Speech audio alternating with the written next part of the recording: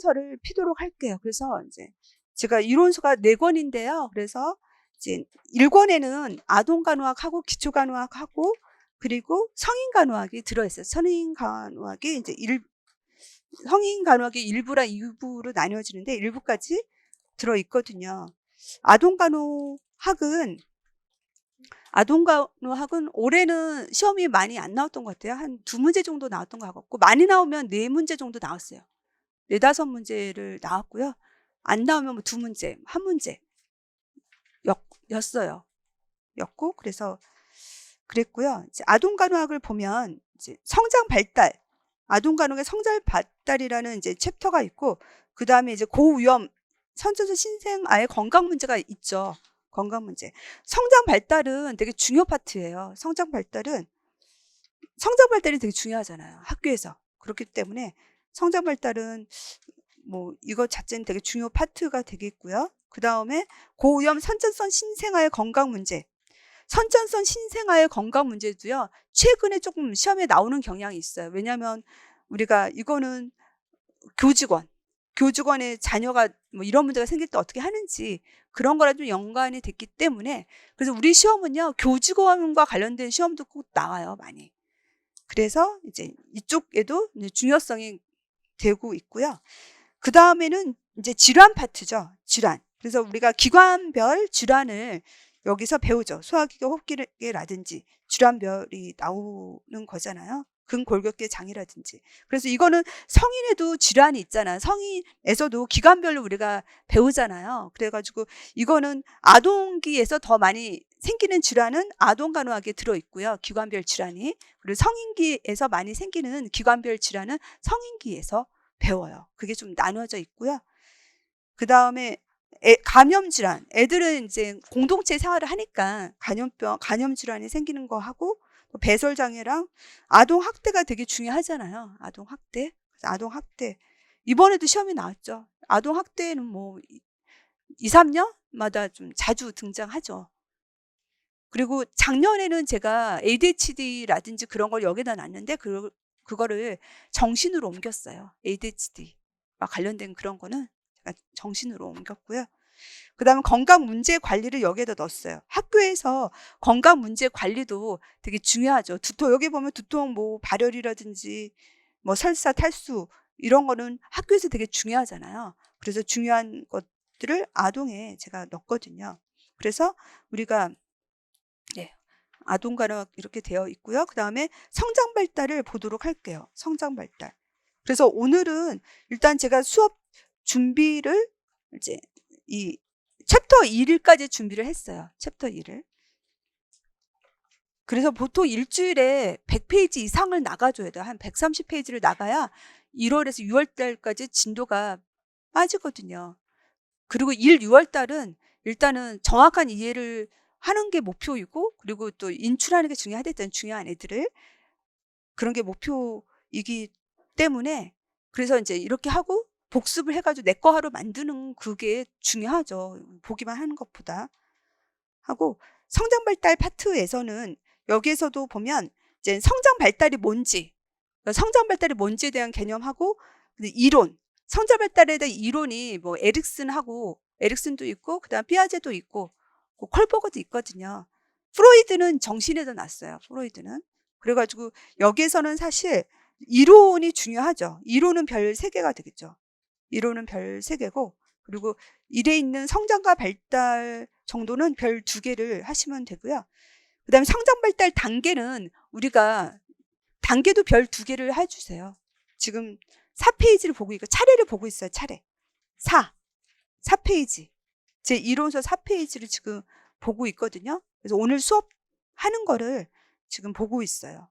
그래서 일단 성장 발달에 대한 거, 성장 발달이 뭔지, 또 이론은 어떤 것들이 이론이 있는지, 그리고 애들의 성장 발달은 어떻게 발달해 나가고 있는지, 그 단계를 배우는 거죠. 성장 발달 단계는 별 2개? 이거는 국시에서 많이 나왔어요. 근데 우리는 이게 좀 어린애들 거니까 그래도 뺄 수는 없고, 치아 발달하고 시각 발달은 그냥 별 하나 해도 돼요. 치아 발달은 별 2개를 하시고, 그리고 놀이라고 하는 것도, 놀이도 이제 별 2개. 이것도 우리 시험에도 나왔어요. 놀이도 별 2개를 하시고요. 애들이 그 단계별 놀이가 달라요. 그래서 단계별 놀이가 어떻게 다른지에 대한 거고요.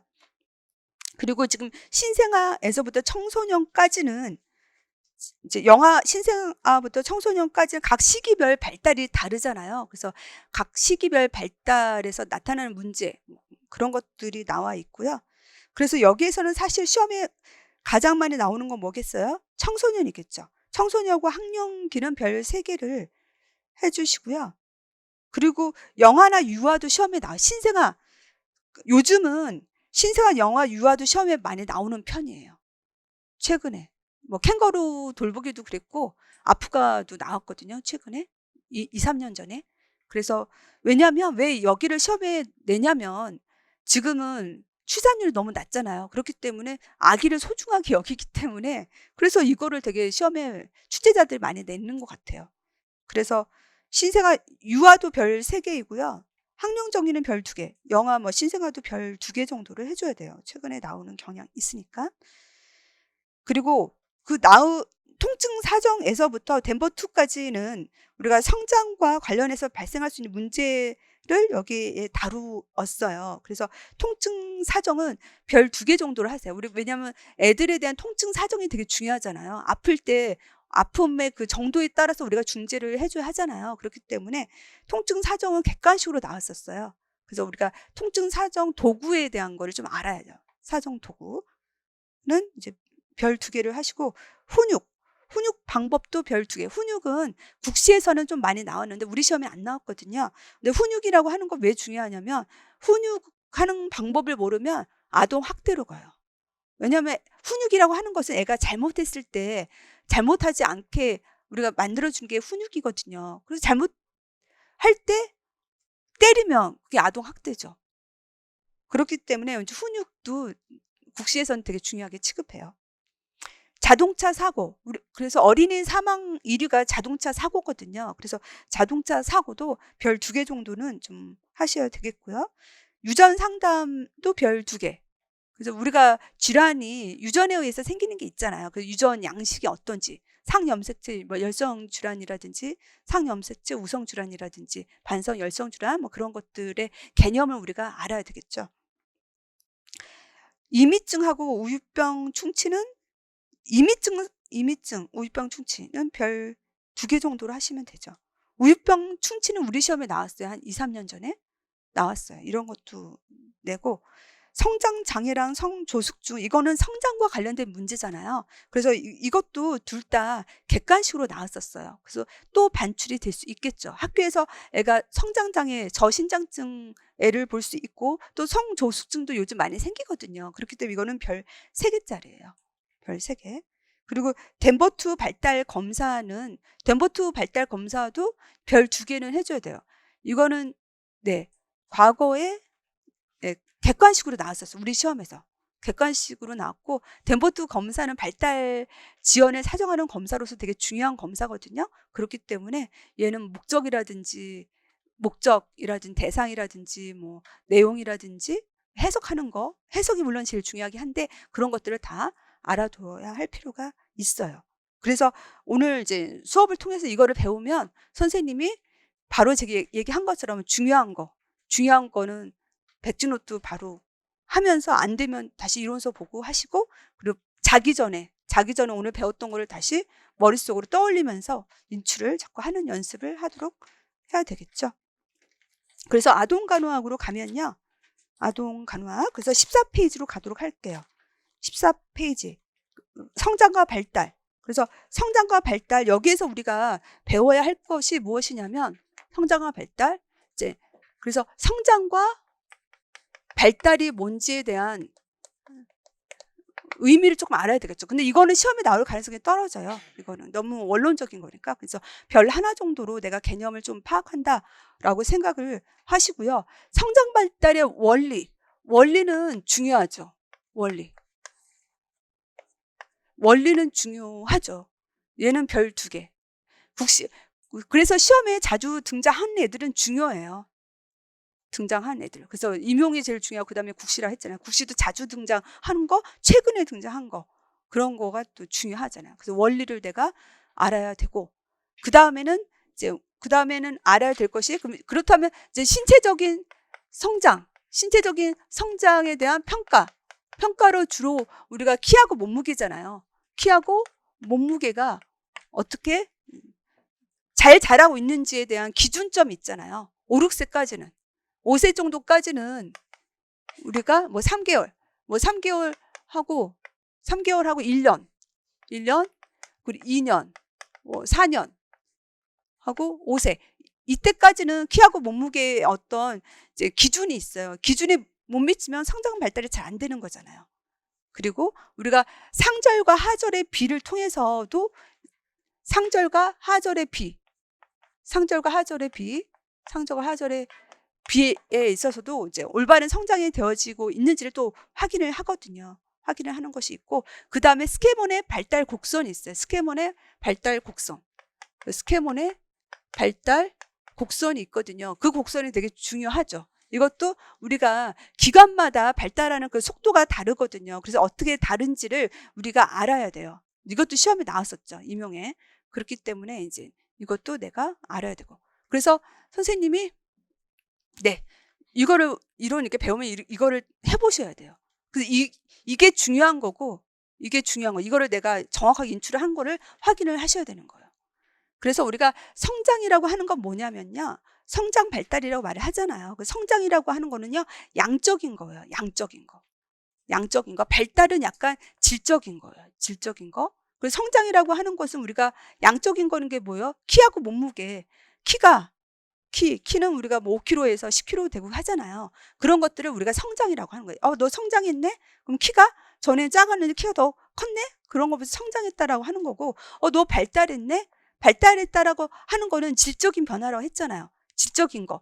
그래서 발달이라고 하는 것은 여러 가지가 발달을 만드는 거예요. 신체적인 것도 그렇고, 환경도 그렇고, 뭐 유전적인 것도 해서 질적인 변화를 주는 거. 그래가지고 이런 거는 발달의 대표적인 거는 언어 발달이에요. 우리가 언어가 처음에는 뭐 애들이 단어를 쓰다가 문장을 쓰고, 그리고 이제 또 문법적으로도 이제는, 전에는 문법적으로 좀 안 맞게 말을 하다가 5세 정도가 되면 어느 정도 문법에 맞게 말을 하거든요. 그런 것들을 발달이라고 하는 거예요. 뭔가 질적인 변화를 가져오는 거, 여러 가지에 의해서. 그게 이제 발달이다. 그렇게 내가 성장 발달의 개념만 그렇게 가지면 돼요. 이거는. 그 다음에 성장 발달의 원리는 얘는 기입형으로도 올 수 있고 서술형으로도 올 수 있기 때문에 그 원리에 있는 앞에 키워드하고 그거에 대한 설명, 그리고 설명도 사실은 한 줄을 우리에서, 물론 뭐 열심히 쓰는 분은 2줄을 해가지고 뭐 쓰시지만, 사실은 거의 묻는 거에 대한 거의 답은 거의 한 줄이에요. 사실은 한 줄이에요. 그러니까 이거에 대한 서술형이다 하면 너무 복잡하게 많은 거를 외우려고 하지 마세요. 물론 능력이 되는 분은요, 많은 거로 외울 수 있겠지만, 그러다가 황새가 뭐 쫓아가다가 다리가 찢어진다 하잖아요. 진짜 그래요. 너무 많은 거를 외우려고 하다고 보면은 뒤죽박죽해져요. 진짜로. 그래서 어느 정도 키워드만 써도 맞다고 하거든요. 그러니까 주 키워드가 되는 거, 핵심적인 거를 이제 외우려고 하는 게 좋겠죠. 그래서 이것도 성장 발달의 원리는 앞 글자 따서 외워야 돼요. 그래서 발견한 것을 방연해서 붕괴했다. 이것도 이제 앞 글자. 그래서 이거를 내가 다 외울 수가, 성킹을 하지 않으면 이게 딱딱 안 나와요. 우리 시험은 자동화예요. 그렇잖아요. 그 1시간 반이라는 시간 동안 10문제, 12문제, 그 안에 또 세부 문제들 있잖아요. 그거를 바로바로 나와야 하잖아요. 그렇기 때문에 뗄 수 있는 거는 앞 글자 청킹을 해줘야 돼요. 그래서 이것도 앞에 말을 외워야 돼요. 성장 발달의 원리를 발견해서 방영을 하니 붕괴를 했다. 그렇게. 성장 발달 원리. 성장 발달 원리하면 발견한 것을 방연해서 붕괴했다. 그렇게 외우면 돼요. 그래서 이거는 우리가 발달 속도의 원리, 결정적 시기의 원리, 방향성의 원리, 연속성의 원리, 분화와 통합의 원리. 그 다음에 이거는 개별화의 원리예요. 원리.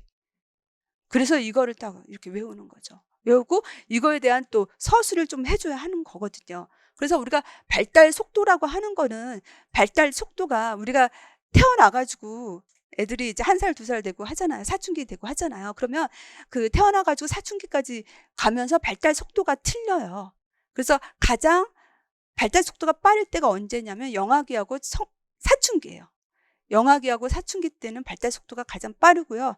그 나머지 시기는 유아기, 학년기 때는 발달 속도가 좀 느려요. 그래서 가속된 발달 속도와 감속된 발달 속도가 있다라고 하는 것을 발달 속도의 원리예요. 그런 말을 기술을 하는 거죠. 그다음에 결정적 시기의 원리.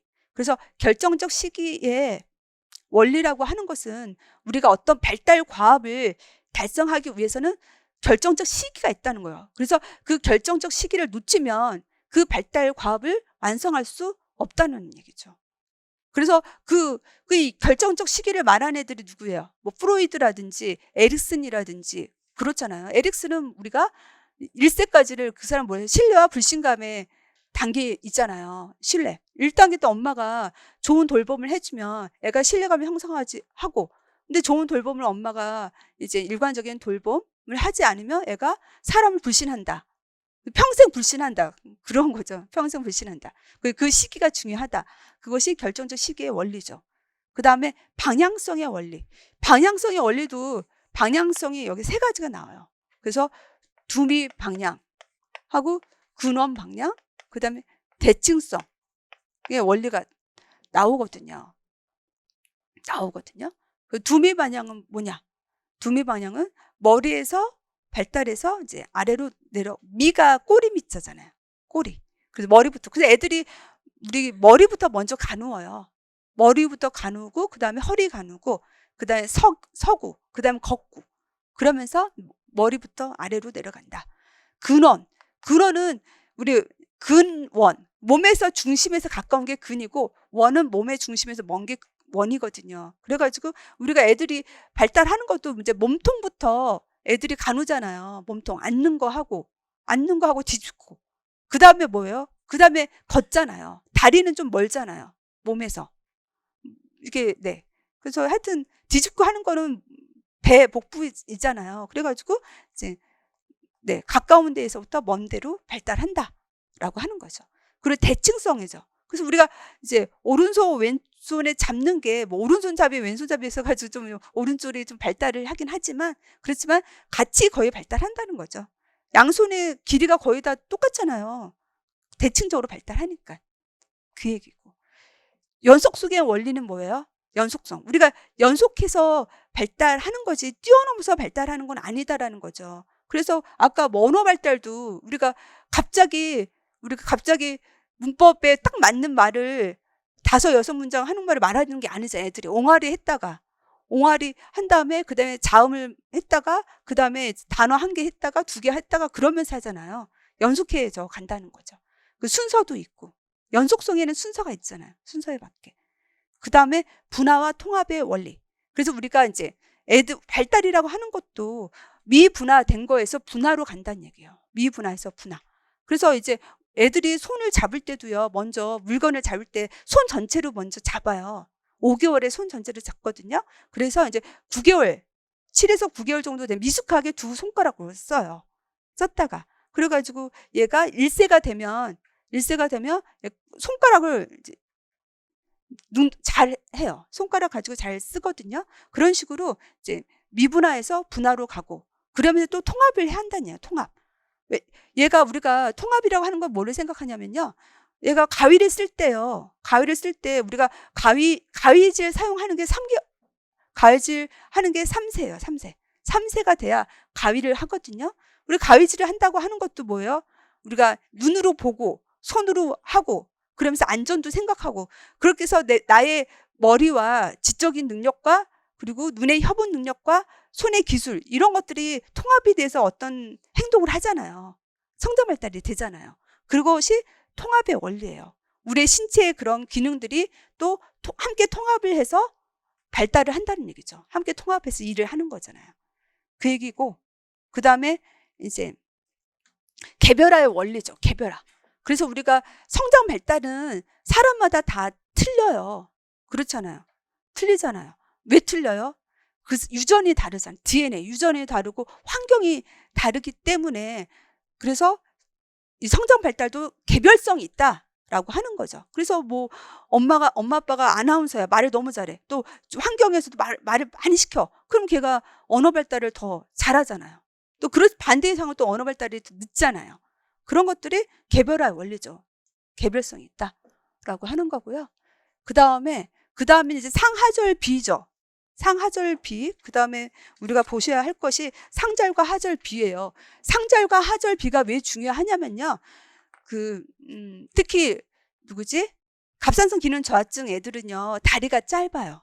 특히. 그리고 성장 호르몬 갑상선 기능 저하증 환자랑 그리고 성장 호르몬 결핍증인 애랑 둘 다 키는 작거든요. 근데 상하절 비가 더 짧은 애가 갑상선 기능 저하증이에요. 그런 애들은 다리가 짧아요. 근데 성장 호르몬 결핍증 애들은 정상이에요. 정상 그 상하절 비를 가지고 있어요. 그렇기 때문에 상하절 비가 그래도 조금은 중요한 거예요. 알아야 되는 거거든요. 그래서 우리가 태어났을 때는 4등신으로 태어나요. 여기서 중요한 거는요, 태어났을 때 하고요, 2세일 때 하고 12세일 때를 좀 알아야 돼요. 이렇게. 그리고 선생님, 제가 아까 복습할 때 이렇게 백지노트 하라고 했잖아요. 저처럼 하시는 거예요. 저처럼. 여기에 키워드 다 쓰시면 손목 나가요. 시간 소요도 크고. 아시겠죠? 그래서 저처럼 이렇게 딱 이런 식으로 이것만 앞글자를 쓰고, 그 다음에 내가 머릿속에 그냥 말로 하는 거예요. 머릿속에 그냥 말로. 그래서 그거를 잘 푸는지. 그래도 내가 뭐 정확한 키워드를 조금 쓰고 싶다 그러면 정확한 키워드 하나 정도만, 한두 개만 쓰는 거죠. 키워드는 거의 두세 개 정도. 그런 거만 쓰고 싶으면 쓰는 거죠. 내가 확인하고 싶으면. 그렇지 않고는 이제 말로 해도 돼요. 그래서 이게 안 나온다. 그러면 그때 이론서를 보는 거예요. 내가 어떤 키워드가, 어떤 말이 내가 내 머릿속에 없지? 그래서 그때 이론서를 보면요, 그게 확 다가와요. 무조건 이론서를 보면요, 보긴 보되 머릿속에 안 남는다니까요. 제 말 무슨 말인지 아시죠? 그러니까 그렇게 공부를 해야 효율적인 학습이 돼요. 효율적인 거. 그래서 2세 태어났을 때는요, 4등신이고 2세 때는요, 2세 때는 어디에서 상하절에 나누어지는 게, 얘가 어디에서 나누어지냐면 배꼽에서 나누어져. 배꼽. 그 그림 보세요. 그림에서 보면 배꼽에서 딱 반반이 되죠. 반반이 되잖아요. 그 다음에 12세 때는요, 딱 상하절을 나누는 게 사실은 치골 결합이에요. 치골이라고 하는 것이 뭐냐면, 우리 밑에 있는 여기 골반에 있는 뼈 중에서 앞쪽에 있는 뼈가 치골이에요. 치가 약간 부끄러울 치예요. 그래서 앞에 있는 뼈가 치골이거든요. 뒤에 있는 뼈는 이거 둔골이에요. 좌골 그렇거든요. 그래서 앞에 있는 뼈가 치골인데, 치골이 중간에 결합이 있어요. 이렇게 딱 그 해부 그림을 보면, 내가 하여튼 치골이 이렇게 뼈가 이렇게 됐어요. 앞에. 그래서 이게 치골 결합이에요. 뼈 두 개가 맞물린 부분이 치골 결합이에요. 그래서 이 치골 결합을 기준으로 해서 상하절을 사실을 나누는 거거든요. 그래가지고 12세 때는 이 치골 결합에서 상하절이 딱 정확하게 나누어져요. 그게 12세예요. 12세. 그래서 이거 외우기도 어렵지 않지. 있잖아. 나누어지는 게 2잖아요. 2세, 12세. 얘는 치골 결합. 얘는 배꼽. 그렇게 보시면 되는 거예요. 그리고 이제 키하고 몸무게는 애들이, 그래서 태어났을 때는 우리가 보통은 일반적으로 태어났을 때, 신생아 때 태어났을 때의 키가 50cm. 일반적으로 정상. 그리고 얘는 3.3kg 정도이거든요. 그래서 이게 기준점이니까 이거는 알아야 돼요. 태어났을 때 일반적으로는 키는 50cm. 이거 몸무게는 3.3kg이다. 라고 하는 거를 이렇게 태어났을 때 거를 알아두시고, 그래가지고 몸무게가 더 빨라요. 키보다. 몸무게가. 태어났을 때 보셨잖아요. 신생아들 막 살이 없잖아요. 엄마 뱃속에서 나왔기 때문에. 3.3kg 였다가 얘가 거의 2배가 되는 시점. 2배가 되는 시점이 100일 잔치 할 때요. 100일 잔치. 거기가 4개월이에요. 3개월이 아니라 4개월에. 100일 잔치가 100일이잖아요. 100일. 100일이면 3개월하고 3개월 지났을 때잖아요. 4개월, 3, 4개월 사이잖아요. 그래서 백일 잔치 할 때는 거의 2배가 돼요. 2배. 그래서 선생님들 백일 잔치 때 사진 보세요. 통통하잖아요. 백일 잔치 때. 그래서 2배가 되기 때문에. 그리고 1년이 됐을 때는요, 3배가 돼요. 1년은 돌잔치죠. 돌잔치는 그래도 살이 좀 붙어, 키도 커 있고 좀 커 있고 살도 붙어 있어요. 그래가지고 이제 3배, 얘는 뭐 4배, 5배, 4배, 5배. 이 정도만 좀 아시면 돼요. 왜냐하면 애들이 이제 그 나이에 비해서 키하고 몸무게가 안 자라면 뭔가 문제가 있는 거예요. 이것도 아동학대 관련 있잖아요. 이만한 때 안 먹이면 아동학대죠, 뭐. 그렇잖아요. 그 다음에 키는 좀 늦게 자란다고 했잖아요. 그래가지고 얘는 2세 때 됐을 때 그때가 아마 2세 때 됐을 때가 아마 1.5배. 아니, 2세가 됐대. 4세 때가 2배예요. 이거. 키가 2배가 되는 시점이 얘는 4세예요. 4세 맞죠? 4세예요. 4세. 그래서 여기서 하던 키가 2배가 되는 시점. 2배가 되는 시점은 100cm잖아요. 100cm가 언제? 4세 때. 4세 때 100cm가 된다. 라고 하는 거를 알아두시면 돼요. 그 다음에 스케몬의 발달 곡선을 보면요. 스케몬의 발달 곡선. 그래서 선생님들 공부하실 때 이런 것들 제가 지금 판서하고 설명하는 게 시험에 나오는 부분이라고 했어요. 그래서 이런 거를 내가 정확하게 인출되는지를 봐야 되고 그 외의 거든 그냥 이해하는 거예요. 그 외의 거에 힘을 쓸 필요는 없어요. 아시겠죠? 내가 시험에 나올 거를 이렇게 지금 얘기를 하는 거니까 이거를 내가 정확하게 암기한다 라고 생각을 자꾸 하셔야 돼요. 인출을. 스케몬의 발달 곡선에서는 얘는 4가지의 기관을 얘기하죠. 그래서 일반적 성장, 사실 이거는 일반적 성장하고 그 다음에 신경계, 그 다음에 림프계, 그 다음에 생식계 이렇게 있잖아요. 얘네들이 어떻게 성장하느냐. 그래가지고 0세부터 뭐 사춘기, 18세. 사춘기는 뭐 한 18세까지 사춘기를 보면 청소년기는 한 20세이고요. 그렇게 보셔도 돼요. 뭐 이런 거 시험에 안 나오지만 그냥 상식적으로 그렇게 생각을 하시면 되고요. 그래서 일반적인 성장이라고 하는 거는 우리가 특히 이제 2세하고 사춘기 때 이게 사춘기 시작이라고 보세요. 사춘기 시작은 12에서 내지 뭐 13세, 14세. 여자가 좀 빨라요. 여자는 한 12세 보고 남자는 한 14세 정도 보시면 되거든요. 그래가지고 일반적인 성장은 그래서 이제 2세까지 빠르죠. 그리고 사춘기 때도 빠르죠. 근데 이때는 좀 느리다고 했어요. 만만하다고 했어요. 일반적인 성장. 일반적인 성장이라고 하면 키하고 몸무게 그런 거잖아요. 그런 거여가지고 이게 이제 발달의 속도의 원리라고 했었잖아요. 일반적인 성장은 이렇고 그 다음에 신경계의 성장. 신경계의 성장은요. 우리 신경계는 그 엄마 배 안에 있을 때도 막 많이 발달을 빨리빨리 해요. 빨리빨리 근데 계속 하거든요. 그래서 4세. 얘는 4세 때 거의 성인의 80에서 90%에 도달해요. 신경계는 성인의 거의 80에서 90%에 4세 때 도달해요. 80에서 90%. 80에서 90%를 도달하고 그리고 이제 완만하게 발달하는 거죠. 완만하게 발달한다. 라고 하는 거고. 그 다음에 림프계.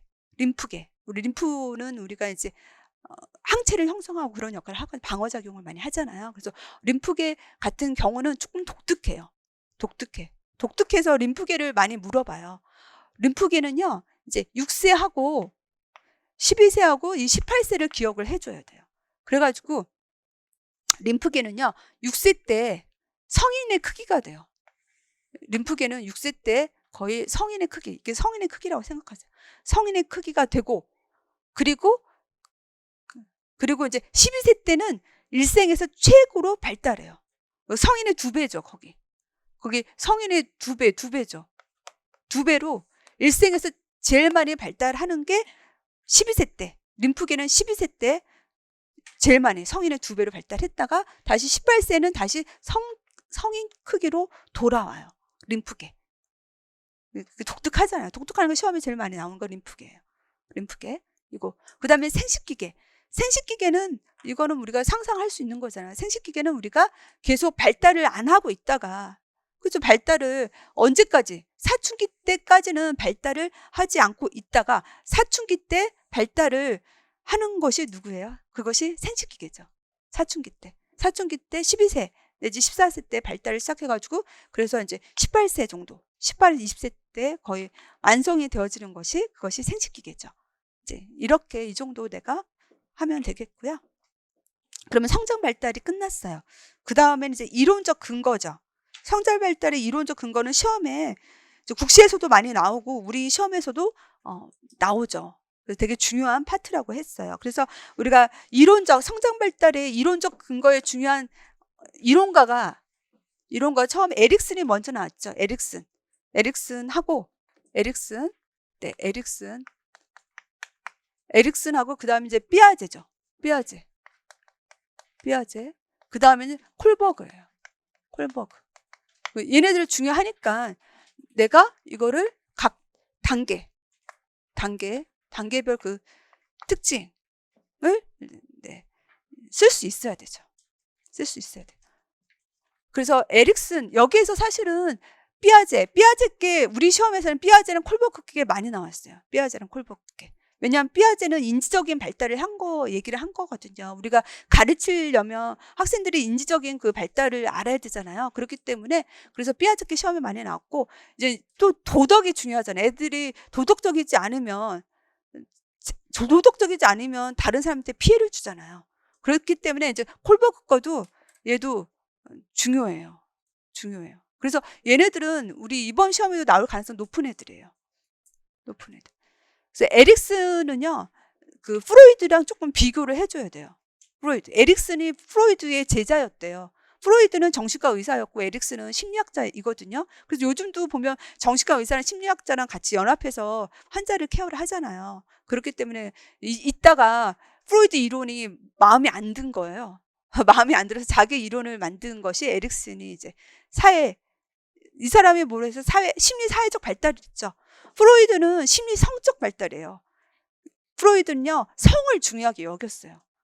그리고 프로이드는 약간 정신과 환자를 대상으로 했거든요. 그래서 프로이드 거를 보면요, 사실 정상적인 사람은 다가오지 않아요. 근데 이제 정신과적으로 문제가 있는 사람은 다가오겠죠. 근데 에릭슨은 다가와요. 에릭슨은 정상인을 대상으로 연구를 했거든요. 그래서 심리 사회적인 발달. 그래가지고 어떤 개인의 심리와 자아와 사회와의 관계를 통해서 발달 과업을 얘기하고 갈등을 얘기했거든요. 그래서 많이 다가오죠. 그리고 프로이드 같은 경우는 이제 5단계로 끝나요. 성기기로 끝나거든요. 근데 이 에릭슨은 전 세계 발달을 얘기를 하죠. 그리고 둘 다 공통점은 뭐예요? 그게 다른 점이고, 이제 프로이드는 심리 성적, 얘는 심리 사회적. 그리고 얘는 프로이드는 5단계. 그래서 성기기에서 끝나. 그렇지, 얘는 평생 통합대 절망으로 끝나요. 논의까지. 공통점은 둘 다 아까 결정적 시기의 원리처럼 각 단계에 중요한 발달 과업이 있다는 얘기예요.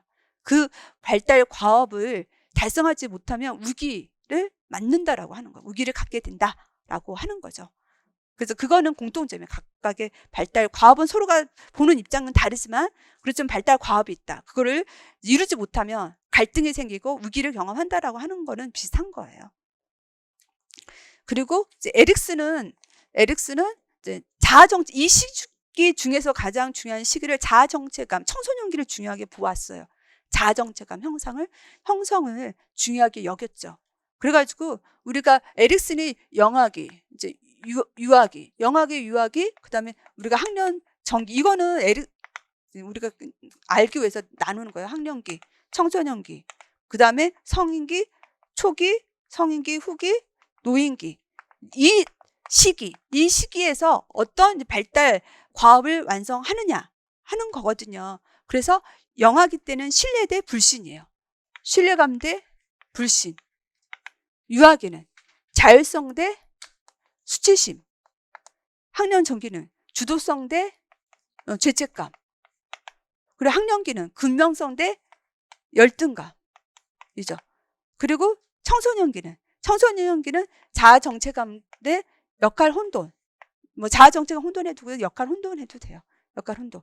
그래서 성인기 초기는 친밀감 대 고립감. 그 다음에 성인 후기는 이때는 이제 뭐더라?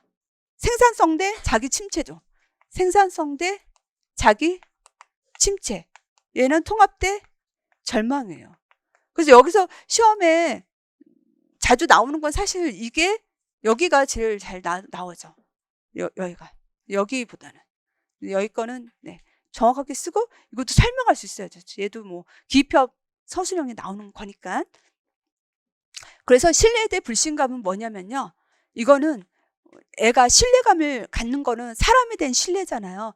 사람에 대한 신뢰를 가지려면 영아기 때는 여러 가지 요구가 있잖아요. 배고프고 싸고. 그거를 엄마가 일관성 있게 이거를 충족을 해줘야 돼요. 얘가 요구가 있을 때 이 요구를 엄마가, 양육자가 이걸 요구 충족을 일관적으로 해줄 때, 엄마가 막 어떨 때는 기분 좀 해주고 어떨 때는 기분 나쁘면 안 해줘. 그러면 신뢰감 형성이 안 돼요. 신뢰감. 그래서 이제 이렇게 요구를 충족하지 않는다든지 비일관적이다. 그럼 얘가 사람에 대한 불신을 갖게 돼요. 그 다음에 자율성 대 수치심.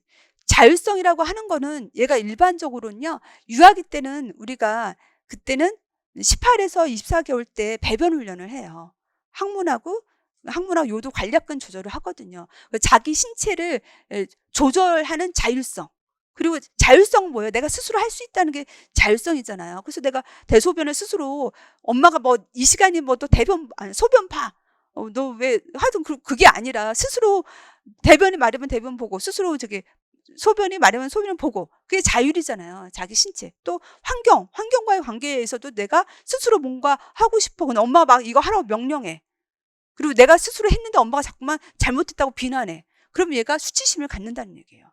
그래서 자율성이라고 하는 건요, 자기 신체에 대한 자유, 또 환경에 대한 자유. 그게 자율성이에요.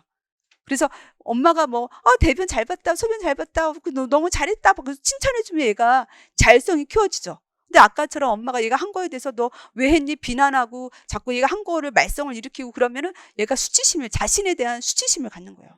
수치심. 수치스럽다. 수치스럽다 하면 뭐가 생겨요? 우울증이 생기는 거죠. 하여튼 수치스럽다 여긴다는 거죠. 그 다음에 학령 전기 때 주도성 대 죄책감이라고 했어요. 주도성 대 죄책감. 주도성이라고 하는 거는 뭐예요? 내가 주도적으로 뭔가 하려고 하는 거예요. 주도적이라고 하는 것은 내가 뭔가 계획을 세우고 계획대로 하려는 게 주도성이에요. 자율성하고 좀 틀려요. 자율성은 내가 자유의지에서 그냥 하는 거죠. 대소변 보고 자유의지에서 내가 뭐를 하고 하는 건데, 주도성은 조금 더 나아간 거죠. 내가 머리가 커지니까 내가 계획을 세우고, 내가 뭐 집을 만들 거야, 블록으로 집을 만들 거야 하면서 계획을 세우면서 블록으로 집을 뭐 만들고, 내가 뭐 하여튼 뭐 소꿉놀이를 할 거야 하면 소꿉놀이 하려고 얘가 계획을 세가지고 소꿉놀이 하고, 그런 게 주도성이잖아요.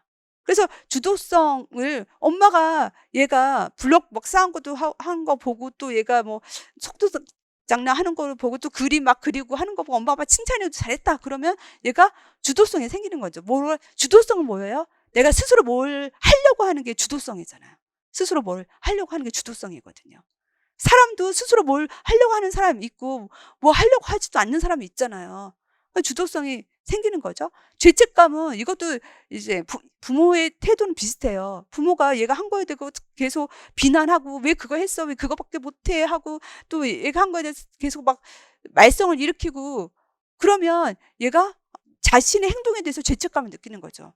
내가 열심히 뭘 만들었는데, 그림을 막 열심히 그렸는데 엄마가 너 이것밖에 못 그렸어 하면서 엄마가 자꾸 나를 비난하고, 뭐 왠지 하고 나서도 뭔가 말썽이 데려지는 것 같고, 그러면 자신의 행동에 대해서 죄책감을 갖는 거예요. 죄책감도 가지면 그게 뭐예요? 그게 우울증 되는 거잖아요. 그 다음에 학령기 때는 근면성 대 열등감이죠. 근면성. 그래서 근면성이라고 하는 거, 학령기 때 이제 학교에 가잖아요. 학교에 가가지고 우리가 배우고 친구들과의 관계를 하고 또 숙제도 있고 하잖아요. 그래서 근면성이라고 하는 거는요, 자기가 주어진 과업을 뭔가 성공적으로 이루었을 때, 성공적으로 이루고 했을 때 근면성이 발달을 하게 돼요. 근데 자기가 뭔가 자꾸 실패를 한다. 그럼 얘가 자신에 대해 열등감을 갖는 거예요. 열등감. 그래서 학교에서도 그 모범생들은 항상 모범생 아니에요? 모범생들은 계속 뭐 한 거를 계속 칭찬받고 잘했다고 하니까 더 근면해지잖아요. 근데 열등생들은 어때요? 자꾸 이제 숙제 안 해왔어. 그럼 막 못했다고 선생님 혼내지. 난 이것도 못하는 애인가? 그러면서 자신에 대한 열등감이 생기잖아요. 열등감이 생기니까 또 계속 숙제를 안 해와. 안 해와. 그래서 못했다고 해서 하여튼 너무 못했다고 하면 얘한테 열등감만 키워줘요. 그래서 근면선대 열등감. 그다음에 청소년 시기는 뭐냐?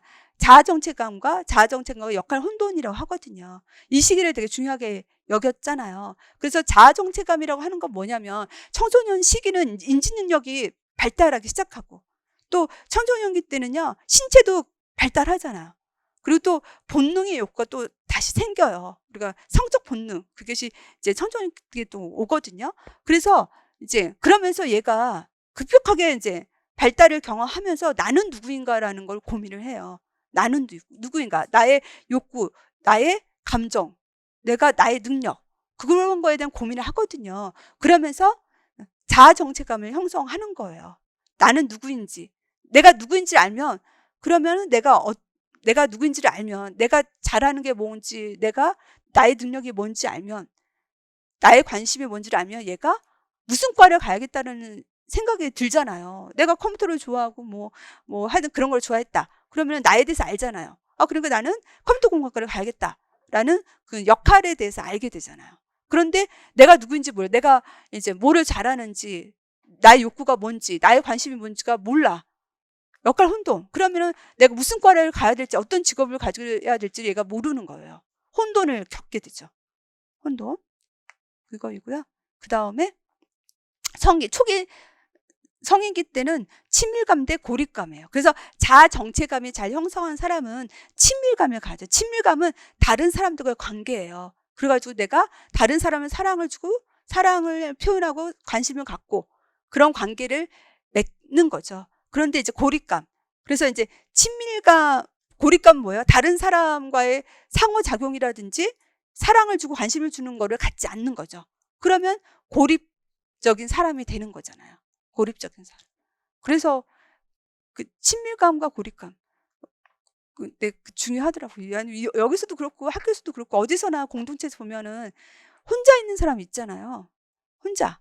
혼자로 하는 사람 있잖아요. 고립감은 사실 좋은 게 아니잖아요. 고립감. 그래도 우리는 사회적 동물이니까 다른 사람들 상호관계를 가고 친밀감을 형성하고 또 사랑해주고 관심 표현하는 게 중요하잖아요. 그거를 얘기했고요. 그 다음에 성기 후기 때는 생산성 대 자기 침체. 그래서 생산성이라고 하는 건 뭐냐면 여기는 다음 세대를 키우는 거라고 말을 하고 있어요. 에릭슨은 다음 세대. 그리고 가정에서 자녀를 양육하고 후세대를 양육하는 것이 생산성이라고 했어요. 그런 다음 세대를 양육하고 하는 것에 이제 있는 사람 그런 발달을 과업을 잘 한 거죠.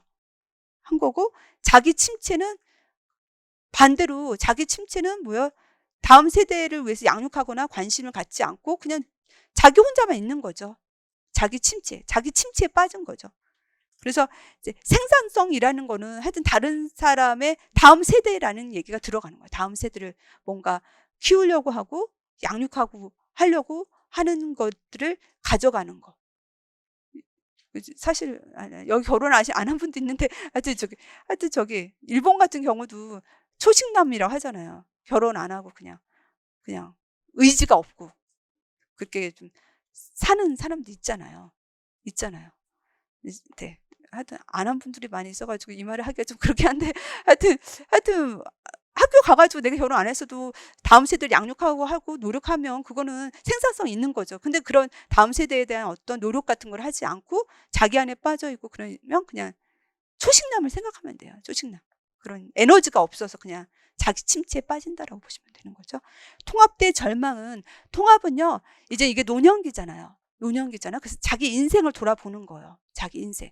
그렇지만 우리 인생은 성공도 있고 실패도 있잖아요. 장점도 있고 단점도 있잖아요. 그거를 우리는 통합을 해줘야 돼요. 인생에 항상 성공만 있는 게 아니고 실패도 있고 내가 그걸 인정하고 수용을 해야 되잖아요. 그래서 자기의 어떤 인생을 돌아보면서 자기의 부족하고 실패한 것도 그거를 내가 받아들이면서 자기 인생을 인정하고 수용했을 때 죽음에 대해서 수용할 수 있다는 거예요. 죽음에 대한 두려움이 없다는, 자기 인생을 수용한 사람은. 그런데 절망적인 사람은 자기 인생을 이제 후회로 보내는 거예요. 죄책, 자기 인생에 대해서 뭔가 절망. 나는 왜 이렇게밖에 못 살았을까? 나는 왜 이렇게 실패의 연속인가? 라고 그렇게 자기 인생을 절망으로 생기는 사람은 죽음에 대한 또 두려움을 갖는다는 거죠. 그래서 노년기 다음에 죽음이잖아요. 그래서 이렇게 노년기를 통합한 사람은 죽음을 수용하고, 노년기에 대해서 후회와 절망으로 갖는 사람은 죽음에 대한 공포를 갖는다라고 그렇게 이야기를 하고 있어요. 네, 그러면 이제 삐아제 거를 보도록 할게요. 삐아제. 그래서 삐아제도 되게 중요해요.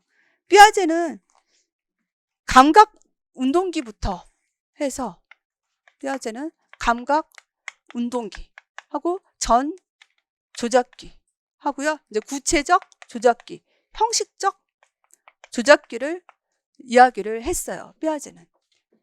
그래서 감각 운동기, 여기서 사실 중요한 거는 전 조작기, 여기가 사실 제일 시험에 많이 나오는 거예요. 전 조작기하고 구체적 조작기가 시험에 가장 많이 나와요. 삐아제 이론에서는.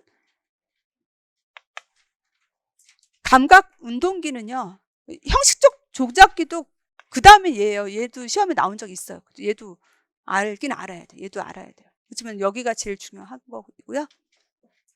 감각 운동기는 아직 얘가 이제 영유아이잖아요. 그래서 말 그대로 여기서 제일 중요한 거는 대상 영속성이에요.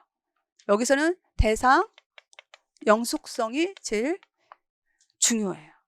그리고 이제 감각하고 운동은 그렇게 중요하지 않아요. 그냥 이제 얘가, 우리가 그렇잖아요. 얘가 이제 감각, 오감을 통해서 이제 만지면서 세상을 알아가고, 또 그러면서 이제 운동을 하고, 반사적인 운동에서 이제 목적적인 운동으로 바꿔가고, 또 이제 자아가 발달해 나간다.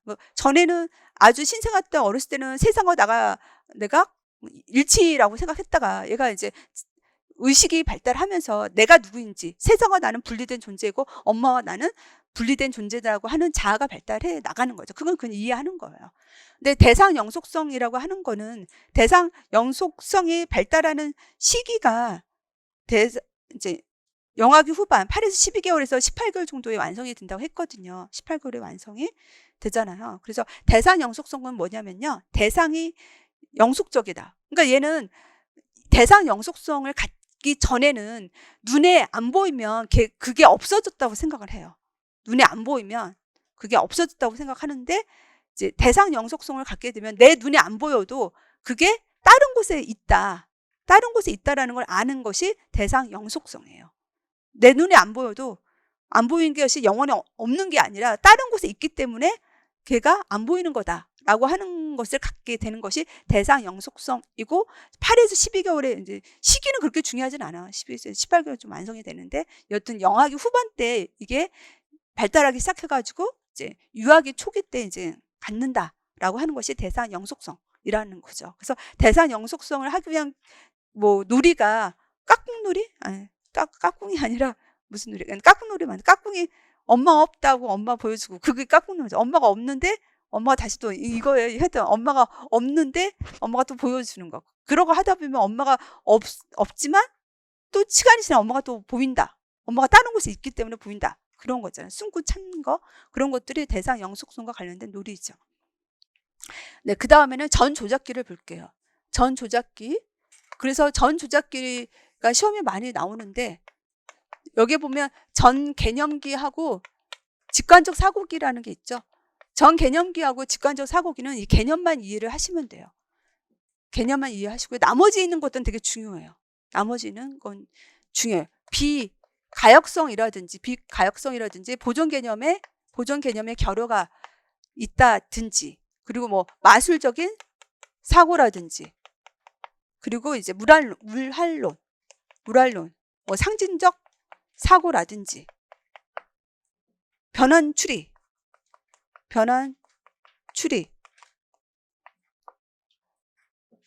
라는지 하는 거는 되게 중요해요. 그리고 또 중심화도 있죠. 중심화도 있고요. 자기 중심주의도 있죠. 자기 중심주의도 있거든요. 그래서 이 개념들은, 밑에 있는 개념들은 되게 중요해요.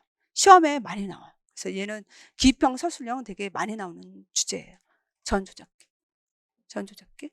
그래서 전 개념기라고 하는 건 뭐냐면, 전 개념기라고 하는 것은 얘가 아까 우리가 어떤 사물에 대해서 아직 개념이 의미론적인 개념이 형성되지 않았다는 거예요. 토끼라고 하면 얘는 토끼라고 하면요, 토끼의 모습만 떠올라요. 토끼 하면 우리가 얘 길고 귀가 길고 깡충깡충 뛰는 그 모습으로만 기억하지, 토끼라고 하는 의미론적인 개념이 아직 형성되지 않았다. 우리가 토끼하면 우리가 의미론적으로 뭐 하얗고 의미로 떠올려져. 선생님은 토끼하면 그 영상이 심상, 이미지가 떠오를 수도 있지만, 토끼라고 하면 우리가 언어적인 토끼의 개념, 그게 떠올려지잖아요. 토끼라고 하는 것은 뭐 빠르고 좀 영특하고 좀 그런 게 있잖아요. 영특하고 뭐 그런 의미론적인 표상을 우리가 갖잖아요. 근데 얘는 이 전 조작기 애들은 사실 두 단계로 전 조작기가 시기가 길어요. 2세부터 7세거든요. 길잖아요. 그래가지고 전 조작기 초기는 전 개념기, 전 조작기 약간 후기는 직관적 사고기, 그렇게 나뉘어지거든요. 근데 이거는 시험에 거의 안 나와요. 그냥 내가 이해하는 거예요. 그래서 전 개념은 내가 의미론적인 개념을 형성하기 전이에요. 그래서 그냥 이미지로서 얘가 그 현상이나 물체를 생각한다는 거죠. 이미지, 그림으로, 영상으로. 그게 전 개념적인 사고이고요. 직관적 사고기는, 직관이라고 하는 거는 눈에 보이는 대로 얘가 생각한다는 거예요. 눈에 보이는 대로. 우리는 사실 눈에 보이지 않는 것도 있다는 거 알잖아요. 근데 얘는 그냥 눈에 보이는 대로만, 보는 대로만 생각한다. 그것이 직관적 사고예요. 직관. 그 얘기고요. 비가역성은 되게 중요하죠. 비가역성은 말 그대로, 가역이라고 하는 게 뭐예요?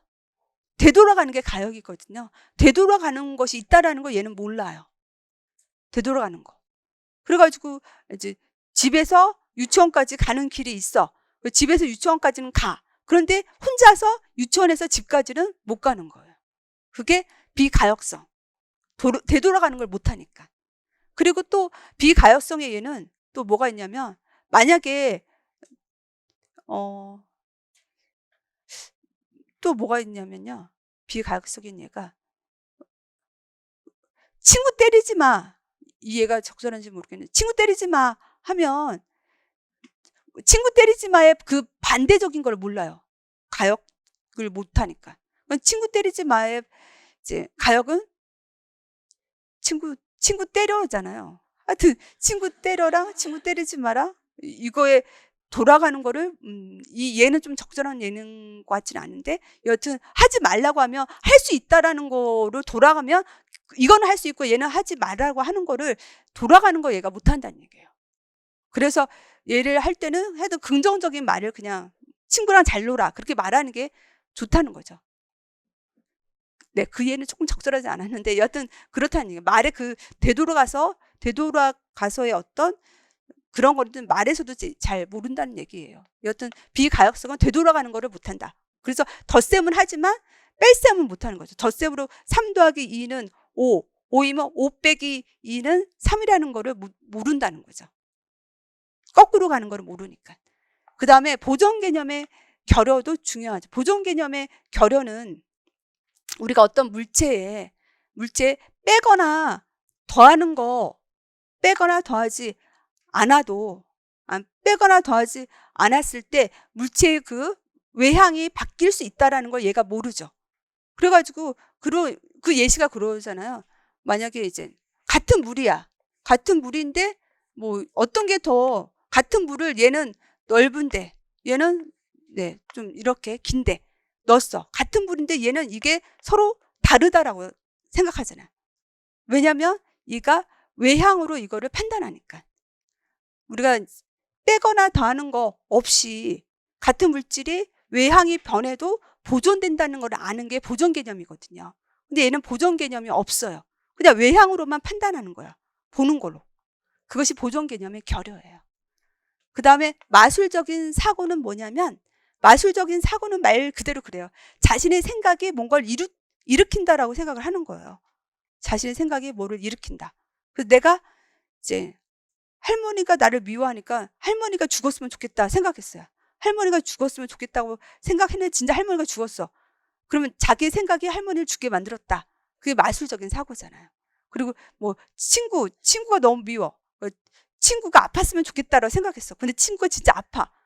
자기의 생각이 친구를 아프게 했다라고 하는 것이 생각이 행동을 일으킨다. 우리는 그렇게 생각하지 않잖아요. 근데 얘네는 생각이 행동을 일으킨다.